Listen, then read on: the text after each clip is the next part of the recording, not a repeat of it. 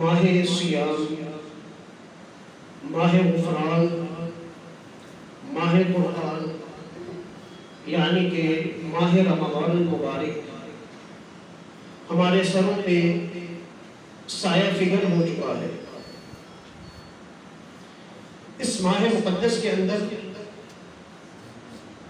اللہ رب العالمین نے بندہ مومن کو آلائشوں سے، روحانی بیماریوں سے، اخلاقی برائیوں سے دور کر کے اس کو پاک، صاف اور مطہر انسان بنانے کا بڑا ہی زبردست انتظام کیا ہے۔ سب سے پہلے اور اہم جو فریضہ اس ماہ مقدس میں ایک مسلمان پہ عائد ہوتا ہے وہ رمضان المبارک کا روزہ رکھنا ہے، کہ اس ماہ مقدس کے روزوں کو اللہ رب العالمین نے مسلمان کے اوپر فرض کر دیا ہے۔ اب اس کا مقصد کیا بتایا ہے؟ وہ بھی یہی کہ لعلکم تتقون، کہ تم متقی بن جاؤ، پرہیزگار بن جاؤ، تمہارے دل کی صفائی ہو جائے اور اخلاقی برائیوں سے تم بچ کے صراط مستقیم پہ گامزن ہو جاؤ۔ اب روزہ بظاہر دیکھنے میں مشقت والا عمل ہے، انسان کو صبح سے لے کے شام تک بھوکا اور پیاسا رہنا ہے، حلال چیزوں کے قریب بھی انسان نہیں جا سکتا، ایک پانی کا قطرہ اور ایک کھانے کا نوالہ بھی انسان اپنے حلق سے نیچے نہیں اتار سکتا۔ بظاہر دیکھنے میں تو مشقت والی بات ہے، انسان کو ضبط کرنا پڑتا ہے، کنٹرول کرنا پڑتا ہے، لیکن اللہ رب العالمین چونکہ بڑے ہی رحیم اور کریم ہے، اس لیے یہ تھوڑا سا مشقت والا عمل اگر اللہ رب العالمین نے اس کو فرض کیا ہے تو جہاں پہ اس کی فرضیت کا حکم دیا وہاں پہ کچھ باتیں اللہ تعالیٰ نے ایسی کی ہیں کہ اگر ان باتوں کو انسان سمجھ لے تو روزہ رکھنے کا انسان کا مزہ دوبارہ ہو سکتا ہے، انسان کو بھوکے اور پیاسے رہنے میں لذت نصیب ہو سکتی ہے، انسان کو روزے کی حلاوت اور روزے کی مٹھاس نصیب ہو سکتی ہے۔ کتنا شاندار انداز ہے اللہ رب العالمین کا، کس قدر پیاری باتیں اور عمدہ انداز میں اللہ تعالیٰ نے اپنے بندوں کو روزے کا حکم دیا۔ کیا فرمایا؟ یا ایھا الذین آمنوا، اے میرے ایمان والے بندو۔ یہ ایک ایسا جملہ ہے کہ اگر انسان اس جملے کی گہرائی میں ڈوب جائے انسان کو پتہ چل جائے کہ میرا اپنے خالق و مالک کے ساتھ تعلق اور رابطہ کیسا ہے۔ اے میرے ایمان والے بندو، کتنا پاکیزہ لقب اللہ تعالیٰ نے دیا ہے، کتنا پاکیزہ خطاب اللہ رب العالمین اپنے بندوں سے کر رہے ہیں۔ اور ایمان والا کون ہوتا ہے؟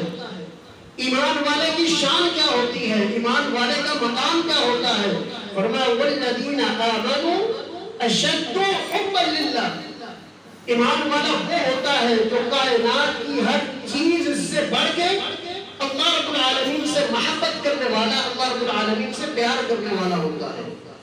ذرا غور کیجئے، دنیا کے اندر انسان انسانوں کی محبت میں جو عارضی محبت ہے، انسانوں کی محبت میں انسان کیا کچھ نہیں کرتا۔ انسان بسا اوقات محبت کے لیے جان کی بازی لگانے کے لیے تیار ہو جاتا ہے، لیکن جس غالب و مالک سے میں نے سب سے بڑھ کے محبت کرنی ہے، جس کے ساتھ سب سے بڑھ کے پیار کرنا ہے اور جو میری محبت کا سب سے زیادہ حقدار ہے، اس غالب و مالک کے لیے میں تھوڑی سی بھوک اور پیاس کو برداشت نہیں کر سکتا۔ یا ایھا الذین آمنوا، اے ایمان والو. اور پھر کہنے والے نے کہا تھا کہ اللہ رب العالمین کا مخاطب کرنے کا انداز ہی اتنا مٹھاس والا ہے کہ جس نے روزے کی ساری مشقت کو انسان سے دور کر کے رکھ دیا ہے. کتب علیکم الصیام، پیارے انداز سے، محبت والے انداز سے آواز دینے کے بعد کیا کہا؟ کتب علیکم الصیام، میں نے تمہارے اوپر روزوں کو فرض کر دیا ہے. گویا کہ روزہ رکھنا اب یہ تمہاری ڈیوٹی ہے، اب تمہارا فرض ہے. فرض کو نبھانے کے لیے، ڈیوٹی کو پورا کرنے کے لیے انسان کیا کچھ نہیں کرتا دنیا کے اندر. ڈیوٹی کو پورا کرنے کے لیے بعض اوقات انسان اپنی جان سے چلا جاتا ہے. افواج ملک کی سرحدوں پہ پہرا دیتی ہیں، اپنی ڈیوٹی کو پوری کرتے کرتے اپنی جان کی بازی لگا دیتے ہیں. وجہ کیا ہے؟ یہ میرا فرض ہے، یہ میری ڈیوٹی ہے. تو یہ وہ ڈیوٹی ہے جو انہیں قوم نے دی ہے، جو قوم نے ان کے سپرد کی ہے. یہ وہ فریضہ ہے جو قوم نے ان کے سپرد کیا ہے، قوم نے ان کے دل میں لگایا ہے. لیکن روزہ یہ اللہ رب العالمین نے اپنے بندوں پہ فرض کر دیا ہے. یہ اللہ رب العالمین کی عطا کی ہوئی ڈیوٹی ہے، اور اس ڈیوٹی کو ادا کرنے کے لیے میں نے کرنا کیا ہے؟ صبح سے لے کے شام تک بھوک سے پیاس سے اللہ رب العالمین کی حلال کردہ چیزوں سے رک کے اس بات کا عزم جزم کرنا ہے، یا اللہ اگر تیرے کہنے پہ، تیرا حکم سمجھ کے، تیرا آرڈر سمجھ کے میں حلال چھوڑ سکتا ہوں تو حرام کے میں قریب جانے کا تصور بھی نہیں کر سکتا. کتب علیکم الصیام. اور پھر اگلا حوصلے والی بات کیا ہے؟ کما کتب علی الذین من قبلکم. اگر ایک بندے کے سپرد کوئی بڑا کام کر دیا جائے تو انسان پریشان ہو جاتا ہے، گھبرا جاتا ہے، یار میں اکیلا بندہ یہ کام کیسے کروں گا؟ میرے اندر اس کام کو کرنے کی سکت اور ہمت اور استطاعت نہیں ہے. لیکن اگر ساتھ یہ کہا جائے کہ یہ کام صرف تمہارے سپرد نہیں کیا گیا، بلکہ فلاں بندہ بھی یہی کام کر رہا ہے، فلاں بندہ بھی یہی فرض ادا کر رہا ہے، فلاں بندہ بھی یہی ڈیوٹی سے انجام دے رہا ہے، تو انسان کے لیے بڑا کام کرنا بھی آسان ہو جاتا ہے. تو رب العالمین نے کیا فرمایا؟ کما کتب علی الذین من قبلکم. روزہ صرف تمہارے اوپر فرض نہیں کیا، تم سے پہلے لوگ تھے ان کے اوپر بھی ہم نے روزہ فرض کر دیا. وہ بھی روزہ رکھتے رہے، رب العالمین کی خاطر بھوک اور پیاس کو برداشت کرتے رہے، اور تمہارے اوپر بھی ہم نے فرض کر دیا ہے. کتنے مسلمان ہیں اس وقت پورے زمین پہ جو روزہ رکھنے والے ہیں، اللہ رب العالمین کی خاطر بھوک اور پیاس کو برداشت کرنے والے ہیں. اب اتنے انسان بھوک اور پیاس برداشت کرے، روزہ ان کو کچھ نہ کہے، لیکن کوئی ایسا بندہ جس کی نیت میں فطور ہو اور وہ کہے کہ جناب یہ تو بہت مشکل کام ہے، میرے بس سے ہی باہر ہے، تو ہم کیا کہیں گے کہ یہ بندہ بے ہمتی کا شکار ہے. اس بندے کے دل میں ابھی اس کے خالق کی محبت وہ جا وزیر نہیں ہو سکی، اس کے دل میں ابھی رب العالمین کا مقام اور مرتبہ پیدا نہیں ہو سکا. ورنہ یہ کیسے ہو سکتا ہے کہ ایک کام وہ سارے مسلمانوں کے لیے آسان ہے، صرف ایک بندے کے لیے مشکل ہے. کما کتب علی الذین من قبلکم. اس ڈیوٹی کو ادا کرنے میں صرف تم نہیں ہو بلکہ تم سے پہلے جو لوگ گزرے ہیں، پہلی امتیں گزری ہیں، انہوں نے بھی یہ کام کر کے دکھایا ہے. اور پھر اگلی بات اللہ رب العالمین نے کس طرح حوصلہ دیا؟ لعلکم تتقون. دنیا کی زندگی میں ایک طالب علم سارا سال محنت کرتا ہے، سارا سال تگ و دو کرتا ہے، جدوجہد کرتا ہے. وجہ کیا ہوتی ہے؟ سبب کیا ہوتا ہے کہ سال کے آخر پہ مجھے اپنی اس محنت کا نتیجہ ملنا ہے، مجھے رزلٹ ملے گا، مجھے اس کا بدلہ ملے گا. تو اللہ رب العالمین نے کیا بات سمجھائی ہے کہ روزہ رکھنا یہ کوئی بے مقصد کام نہیں ہے. اللہ رب العالمین کو بھوکا پیاسا نہیں رکھنا چاہتا، بلکہ اس کے پیچھے بھی مقصد ہے، اس کا بھی ایک تمہیں نتیجہ ملنا ہے، ایک رزلٹ تمہیں دیا جائے گا. اور وہ رزلٹ کیا ملے گا، نتیجہ کیا ملے گا؟ لعلکم تتقون. تم متقی اور پرہیزگار بن جاؤ گے. جس بندے کو متقی ہونے کی ڈگری مل جائے، یہ کوئی چھوٹی ڈگری نہیں، یہ کوئی چھوٹا نتیجہ نہیں، یہ کوئی چھوٹا رزلٹ نہیں، بلکہ جو بندہ متقی ہو، پرہیزگار ہو، جس کو روزے نے متقی بنا دیا، جس کو بھوک اور پیاس برداشت کرنے کے بعد جس کے دل میں تقویٰ پیدا ہو گیا، یہ کیسا خوش نصیب ہے. فرمایا بلا من اوفى بعهده واتقى فإن الله يحب المتقين. جس انسان کے دل میں تقویٰ پیدا ہو گیا، اس بندے کو خوش ہو جانا چاہیے. اس کا خالق و مالک نہ صرف اس سے راضی ہو چکا ہے بلکہ اللہ رب العالمین نے اس بندے سے محبت کرنا شروع کر دی اللہ تعالیٰ نے. تو یہ انسان کو نتیجہ ملنا ہے. پھر اگلی بات حوصلے والی جو اللہ تعالیٰ نے کی ہے، انسانوں کو دلاسا دینے والی ایام معدودات. فرمایا گنتی کے چند دن ہیں، 11 ماہ تک انسان اپنی مرضی کرتا ہے، کھانے اور پینے کے معاملے میں اللہ تعالیٰ نے جو چیزیں حلال کی ہیں، جو مرضی چاہے انسان کھائے، جو مرضی چاہے پیے، ایام معدودات، فرمایا صرف ایک مہینہ، گنتی کے چند دن، کبھی 30 ہوتے ہیں کبھی 29 ہوتے ہیں، فرمایا گنتی کے چند دن اپنا جو کھانے کا شیڈیول ہے، جو تمہارا اوقات طعام ہے، ان کو اللہ رب العالمین کی خاطر تم نے چینج کرنا ہے، صرف ایک مہینے تک، اور وہ بھی صرف 3 دن کے اندر، رات کو تمہیں اجازت ہے جس طرح مرضی چاہو کھاؤ اور پیو، ایام معدودات، گنتی کے چند دن ہیں، اور دن بھی ایسے کہ جو بڑی جلدی گزر جانے والے ہیں۔ ادھر سے رمضان المبارک کا چاند طلوع ہوتا ہے اور پتہ بھی نہیں چلتا کیسے رمضان المبارک آیا اور کس طرح چلا گیا۔ ایام معدودات، یہ اللہ رب العالمین نے حوصلہ دیا کہ کوئی لمبا کام نہیں ہے، اللہ رب العالمین نے کوئی ایسا حکم نہیں دیا، لا یکلف اللہ نفسا الا وسعها، اللہ رب العالمین انسان کی ہمت اور طاقت سے بڑھ کے انسان پہ بوجھ ڈالتے ہی نہیں، انسان کو اس کی ہمت سے بڑھ کے اللہ تعالیٰ تکلیف دیتے ہی نہیں، گنتی کے چند دن ہیں۔ اور پھر اگر انسان روزے کی حلاوت کو محسوس کرنا چاہتا ہے، روزے کی مٹھاس کو محسوس کرنا چاہتا ہے، فمن كان منكم مريضا او على سفر فعدة من ايام اخر، روزہ اللہ رب العالمین نے فرض کیا ہے صحت مند انسان پہ، کہ جس کو اللہ رب العالمین نے صحت کی نعمت سے نوازا ہے، بیمار پہ روزہ نہیں ہے، روزے کی قضا دے گا، بیمار کے اوپر روزہ نہیں ہے، تو انسان یہ سمجھے کہ اگر میں روزہ رکھ رہا ہوں، بھوک اور پیاس برداشت کر رہا ہوں، تو اس کا مطلب ہے کہ اللہ رب العالمین نے مجھے صحت کی نعمت سے نواز دیا ہے۔ کوئی چھوٹی نعمت ہے؟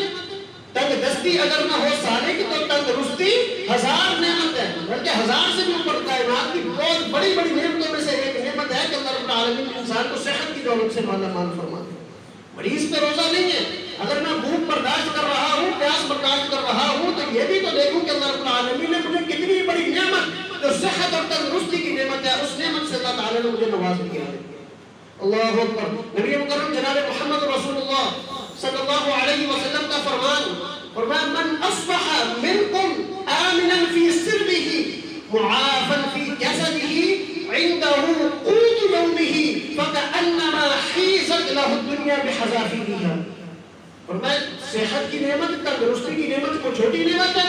نہیں، فرمایا وہ بندہ من اصبح منکم آمنا فی سربہ، جو اپنے گھر میں صبح کرتا ہے، رات اپنے گھر میں گزارتا ہے امن کی حالت میں، خوف نہیں ہے اس کو دشمن کا، کوئی کسی چور کا یا کسی نقصان پہنچانے والے کا خوف نہیں ہے، اطمینان کی حالت میں اپنے گھر میں رات بسر کرتا ہے، معافا فی جسدہ، پھر اللہ رب العالمین نے اس بندے کو صحت کی دولت سے، تندرستی کی دولت سے نواز دیا ہے، عندہ قوت یومہ، اور اس بندے کے پاس اپنی گزر بسر کرنے کے لیے جو ضروری مسائل ہیں وہ بھی اللہ رب العالمین نے اس کو مہیا کر دیے ہیں۔ فرمایا جس بندے کو یہ 3 نعمتیں مل گئی فَكَأَنَّمَا حِيزَتْ لَهُ الدُّنْيَا بِحَذَافِيرِهَا، گویا اللہ رب العالمین نے ساری کائنات کی دولت کو اس بندے کے قدموں میں ڈھیر کر دیا ہے، اتنی بڑی نعمت ہے۔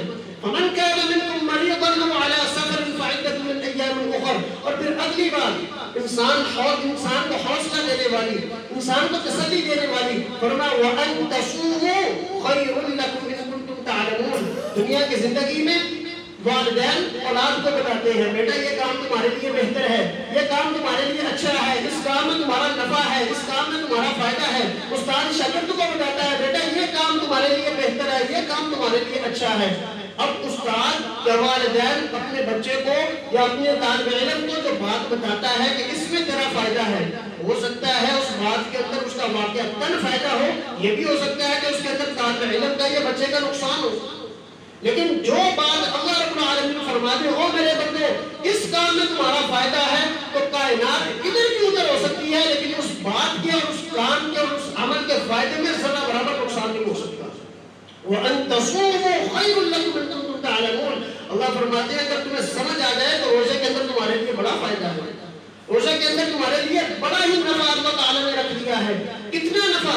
نبی مکرم جناب محمد رسول اللہ صلی اللہ علیہ وسلم نے فرمایا من صام یوما ابتغاء وجہ اللہ تعالی ختم له بها دخل الجنہ، فرمایا جس بندے نے ایک روزہ پوری زندگی میں صرف ایک روزہ رکھا اور روزے کی حالت کے اندر ہی وہ بندہ دنیا سے چلا گیا، اس کی روح اس کے جسم سے جدا ہوگی، فرمایا دخل الجنہ، ایسے بندے کو اللہ رب العالمین اپنی جنت کا مہمان بنا دیتے ہیں۔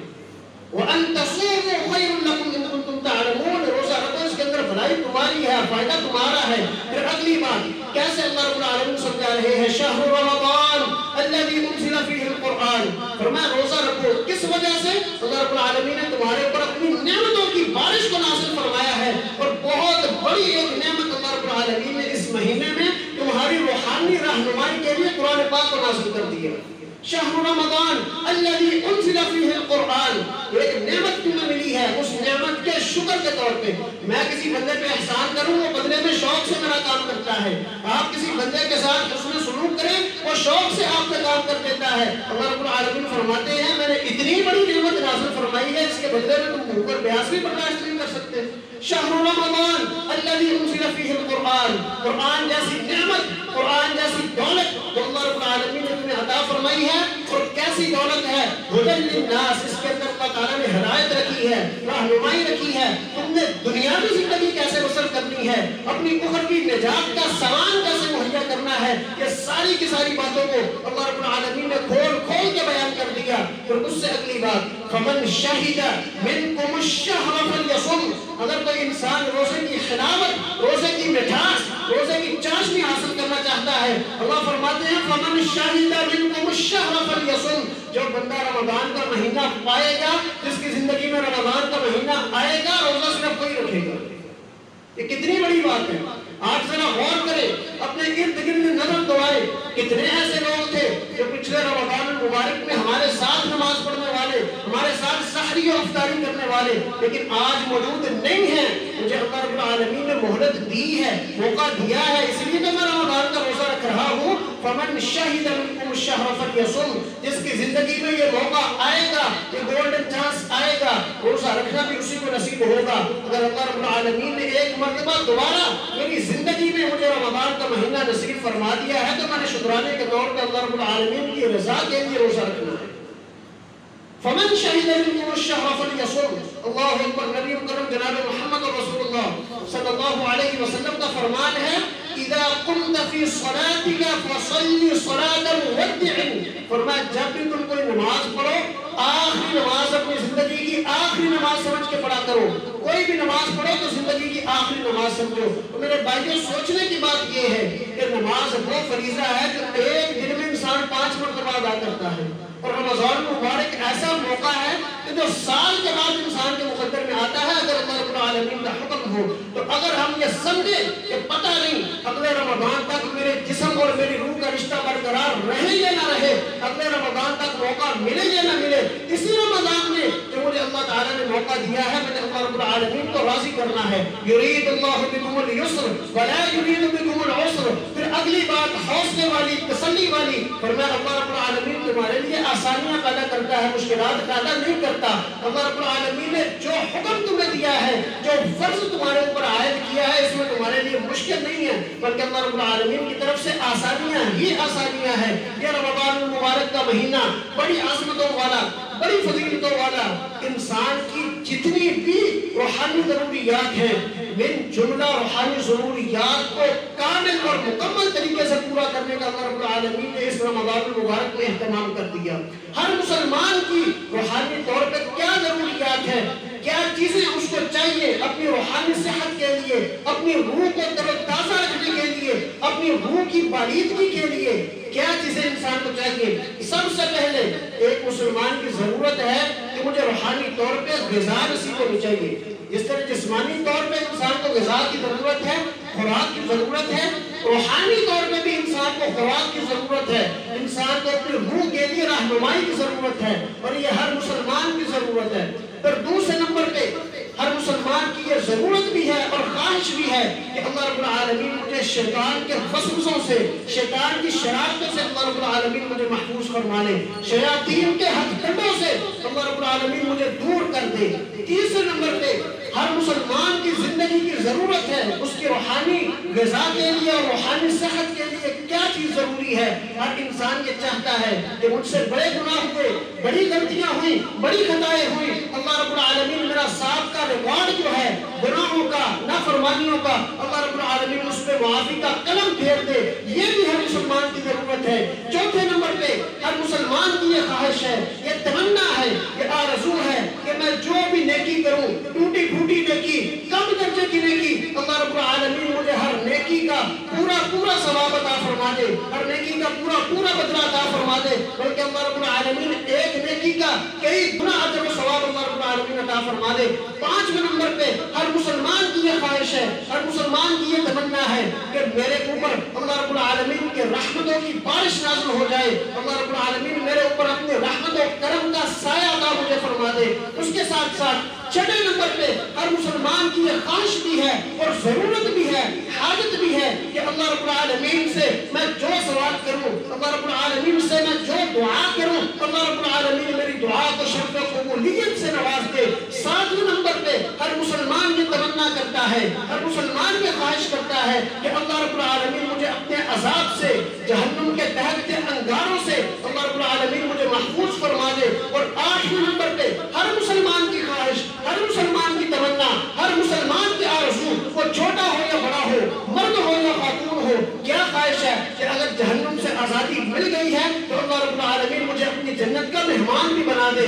یہ 8 ضروریات ہر مسلمان کی ہیں۔ ایک ضرورت کو پورا کرنے کا اللہ تعالیٰ نے انتظام کیا، ایک ضرورت کو پورا کرنے کے لیے اللہ رب العالمین نے بندوبست فرما دیا۔ پہلے نمبر پہ انسان چاہتا ہے میری روح کی غذا کا اہتمام ہو، میری روح کے لیے رہنمائی کی مجھے ضرورت ہے۔ اللہ رب العالمین فرماتے ہیں اِنَّا أَنزَلْنَاهُ فِي لَيْلَةِ الْقَدْرِ، یہ وہ ماہ مقدس ہے جس کے اندر تمہاری روحانی غذا کے لیے، تمہاری روح کو تسکین دینے کے لیے، تمہاری روح کی لذت کے لیے، روح کی غذا کے لیے، خوراک کے لیے اللہ رب العالمین نے قرآن پاک کو نازل کر دیا ہے۔ قرآن پڑھتے جاؤ گے روح کو تسکین ملتی جائے گی، قرآن پڑھتے جاؤ گے روح کو لذت ملتی جائے گی، قرآن کو سمجھتے جاؤ گے، اس پہ عمل کرتے جاؤ گے، تمہاری ساری روحانی بیماریوں کو اللہ تعالیٰ دور فرما دیں گے۔ دوسرے نمبر پہ انسان چاہتا ہے کہ میرے سابقہ ریکارڈ پہ معافی کا قلم پھیر دیا جائے، میرے گناہوں کو معاف کر دیا جائے۔ اللہ رب العالمین نے کیسا انتظام کیا؟ من صام رمضان ایمانا واحتسابا، من قام رمضان ایمانا واحتسابا، من قام لیلۃ القدر ایمانا واحتسابا غفر له ما تقدم من ذنبه۔ فرمایا رمضان کے روزے رکھنا، نماز تراویح کو ادا کرنا، لیلۃ القدر میں اللہ رب العالمین کی عبادت کرنا تمہارا کام ہے۔ اللہ رب العالمین تمہاری زندگی کے گزشتہ تمام گناہوں پہ معافی کا قلم پھیر دیں گے۔ تیسرے نمبر پہ ہر مسلمان چاہتا ہے کہ اللہ رب العالمین شیاطین کے وساوس سے، شیطان کے ہتھ کنڈوں سے مجھے بچا لے۔ اللہ رب العالمین نے کیا انتظام کیا؟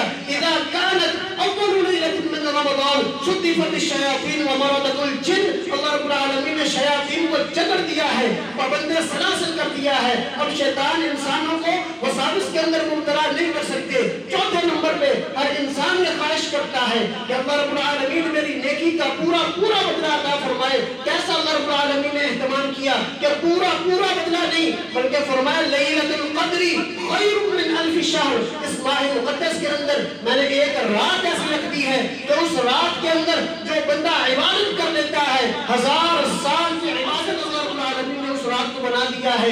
کس طرح اللہ رب العالمین انسان کو اس کی نیکیوں کا پورا پورا بلکہ کئی گنا زیادہ جو ثواب عطا فرماتے ہیں، اس کی ایک مثال سماعت کر لے۔ نبی مکرم جناب محمد رسول اللہ صلی اللہ علیہ وسلم نے فرمایا فإن رمضان فإن عمرة في رمضان تقضي حجہ، فرمایا جو بندہ رمضان المبارک میں عمرہ کرتا ہے اللہ رب العالمین حج کا ثواب عطا فرما دیتے ہیں۔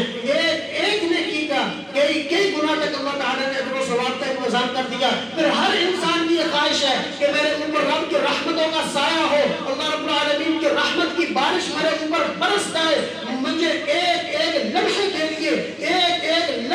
لیے اللہ رب العالمین کی رحمت کی ضرورت ہے۔ اللہ رب العالمین نے کیا انتظام کیا؟ فرمایا فتحت ابواب الرحمہ فلم یغلق منها باب، اس ماہ مقدس کے اندر اللہ رب العالمین اپنی رحمت کے تمام دروازوں کو کھول دیتے ہیں، رحمت کا ایک دروازہ بھی بند نہیں رہنے دیا جاتا۔ پھر اگلی انسان کی ضرورت ہے کہ میں جو دعا کروں اللہ رب العالمین میری دعا کو شرف قبولیت سے نوازے، میری دعائیں فرمایا رمضان المبارک کے ہر دن میں، ہر رات میں اللہ رب العالمین اپنے مسلمان بندوں اور اپنی مسلمان بندیوں کی ایک دعا کو لازماً شرف قبولیت سے نوازتے ہیں۔ پھر ہر انسان کی خواہش ہے اللہ رب العالمین مجھے جہنم کے دہکتے انگاروں سے بچائے۔ کیا انتظام کیا؟ فرمایا اللہ رب العالمین نے غلقت ابواب النار فلم یفتح منها باب، اور میرے بندوں میری طرف سے انتظام یہ ہے، میری طرف سے بندوبست یہ ہے کہ میں نے جہنم کے سارے دروازے بند کر دیے، ایک دروازہ بھی کھلا نہیں رہنے وَلِلَّهِ عُتَقَاءُ مِنَ النَّارِ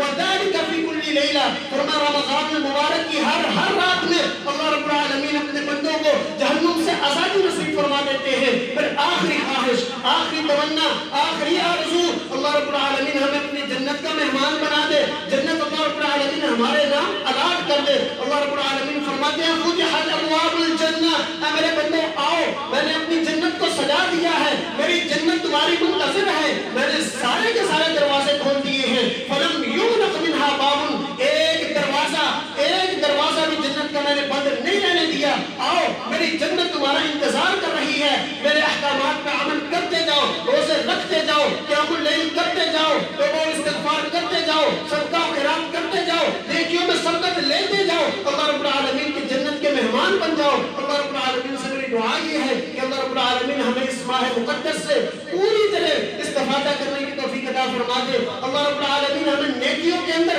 سبقت لے جانے کی توفیق عطا فرما دے۔ سبحانک اللہم و بحمدک، اشہد ان لا الہ الا انت، استغفرک و اتوب الیک۔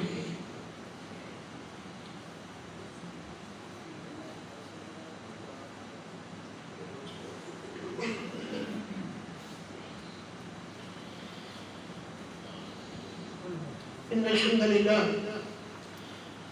لله نحمده ونستعينه ونستغفره ونعوذ بالله من شرور أنفسنا وسيئات أعمالنا، من يهده الله فلا مضل له ومن يضلله فلا هادي له، أشهد أن لا إله إلا الله وحده لا شريك له وأشهد أن محمدا عبده ورسوله، أما بعد، إن خير الحديث كتاب الله، وخير الهدي هدي محمد صلى الله عليه وسلم، وشر الأمور محدثاتها، وكل محدثة بدعة، وكل بدعة ضلالة، وكل ضلالة في النار۔